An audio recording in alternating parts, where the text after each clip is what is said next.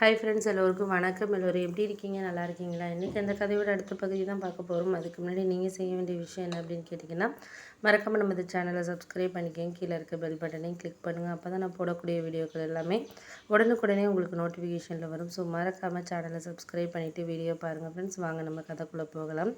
என் பேர் பார்த்தீங்கன்னா ராஜேஸ்வரி. நான் வந்து ஒரு பியூட்டி பார்லர் வச்சு நடத்திட்டு இருந்தேன். அந்த பியூட்டி பார்லருக்கு பார்த்திங்கன்னா நிறைய பேர் வந்து கஸ்டமருங்க வருவாங்க போவாங்க. அப்படி போகிறது தான் வந்து எல்லாருக்குமே தெரியும்.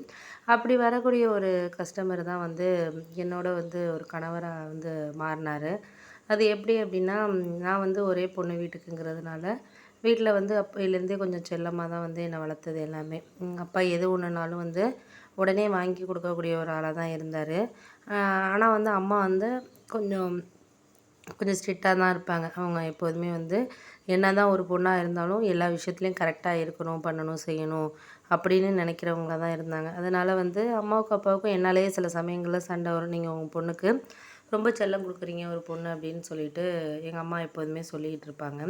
ஆனால் என்ன தான் நம்ம வந்து சொன்னாலும் என்னை வந்து எனக்கு வந்து சேமிக்கிறதா இருக்கட்டும், எல்லா விஷயத்துலையும் வந்து கரெக்டாக இருப்பாங்க. இந்த விஷயம் அந்த விஷயம்னு சொல்லிட்டு இதாக இருக்க மாட்டாங்க, கரெக்டாக இருப்பாங்க அப்படின்னு சொல்லலாம்.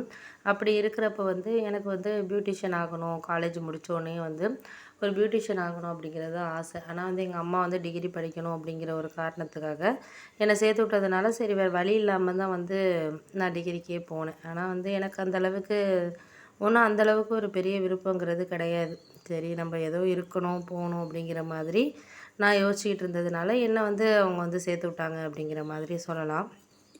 அதுக்கு அடுத்தது என்னாச்சுன்னு பார்த்தீங்கன்னா, நான் எங்கள் அப்பாக்கிட்ட எப்படியோ சொல்லி அப்பா வந்து லோன் வந்து ரூ. 2,00,000 வந்து அவர் எனக்கு இது பண்ணி கொடுத்தாரு. அந்த கோர்ஸ் எல்லாம் வந்து நான் கம்ப்ளீட் பண்ணிட்டேன். இருந்தாலும் வந்து எனக்கு கடை வைக்கணும் அப்படிங்கிற ஒரு ஆசை இருந்ததுனால, அப்பாக்கிட்ட ரொம்ப கேட்டதுனால அப்பா சொன்னார், "இது மாதிரி வந்து நான் உனக்கு ரெடி பண்ணி தரேம்மா" அப்படின்னோன்னே, எங்கள் அம்மா வந்து பேச ஆரம்பிச்சிட்டாங்க. ரூ. 2,00,000 நீங்கள் அவளை நம்பி வந்து பணத்தை வந்து இது பண்ணுறீங்க. அது ஒரு கல்யாண செலவுக்கு யூஸ் பண்ணாலும் பரவாயில்ல.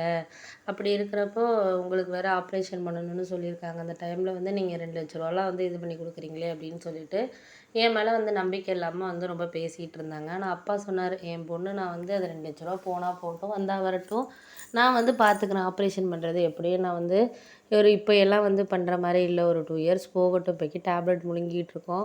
எனக்குமே இப்போ வேலைக்கெல்லாம் போகிறதெல்லாம் ஸ்டாப் ஆனால் நான் வீட்டு செலவு பார்க்குறது கஷ்டம் தானம்மா அப்படிங்கிற மாதிரி சொன்னோன்னே, நான் கொஞ்ச நாளைக்கு வேலைக்கு போகிறேன், ஸ்கூலுக்கு எதுக்காவது வேலைக்கு போகிறேங்க அப்படின்னு சொல்லிட்டு எங்கள் அம்மா, ஏன்னா டீச்சராக முன்னாடி ஒர்க் பண்ணிக்கிட்டு தான் இருந்தாங்க.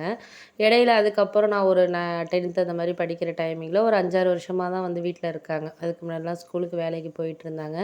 அப்போ அவங்க வருமானம் வந்தப்போலாம் கொஞ்சம் நல்லா இருந்துச்சு. அதுக்கப்புறம் நான் படிக்கணும், நான் ஸ்பெஷல் கிளாஸ் போகிறப்ப எனக்கு சாப்பாடு பண்ணி கொடுக்குறது, இதெல்லாம் வந்து வேலை பார்த்தா கண்டிப்பாக வந்து செய்ய முடியாது அப்படிங்கிற ஒரு சூழல் வர்றப்போ, அவங்க வேறு வழி இல்லாமல் எனக்கு வந்து இந்த இதில் வந்து நீ இது பண்ண வேண்டாம் அப்படிங்கிற மாதிரி அவங்க வந்து சொல்லிகிட்டு இருந்தாங்க. அப்போ தான் அந்த சமயத்தில் என்னாச்சுன்னு பார்த்தீங்கன்னா, சில விஷயங்கள் வந்து நம்மளுக்கு அம்மா, அப்பா வந்து குடுக்குறாங்க அப்படின்னா, அத வந்து அவங்க கஷ்டத்துல இருந்தா நம்ம இது பண்ணணும். எனக்கு வந்து என்ன ஒரு கவலையா இருந்துச்சுன்னா, அப்பா வந்து ஆப்ரேஷன் கூட பண்ணிக்காம நம்மளுக்கு வந்து கடை வச்சு தரேன். நான் சொல்லிட்டேன், "நீங்க ஆப்ரேஷன் பண்ணுறதுக்கு அதுக்கான இத பாருங்கப்பா. நீங்க வந்து தேவையில்லாம வந்து இது பண்ணிக்கிட்டு இருக்க வேணாம்ப்பா" அப்படிங்கிற மாதிரி நான் சொன்னேன். உடனே வந்து அவங்க அதுக்கு சொன்னாங்க, "இது மாரி வேணாம், நீ ஒண்ணும் கவலைப்படாதப்பா. எதா இருந்தாலும் நம்ம வந்து சரியா வந்து இது பண்ணிக்குவோம். சில விஷயங்கள் வந்து நம்மளுக்கு இதா இருக்கு. அதுக்காக நம்ம வந்து எந்த ஒரு விஷயத்தையும் வந்து இது பண்ண வேண்டாம்" அப்படிங்கிற மாதிரி நான் சொன்னேன். ஆனா அப்பா சொன்னாரு, "எனக்கு உன் மேல நம்பிக்கை இருக்குமா. நீ ஒண்ணும் கவலைப்படாத. நான் வந்து நம்பிக்கையோட தான் வந்து எனக்கு ஒரு விஷயம் வந்து புரியுது. நீ ஒண்ணும் கவலைப்பட்டுட்டு இருக்காத" அப்படிங்கிற மாதிரி என்கிட்ட சொன்னாரு. நானா வந்து சொல்லிட்டேன் எங்க அப்பாகிட்ட, "இந்த பாருங்கப்பா, நாளைக்கு வந்து என்ன நீங்க சொல்லக்கூடாது.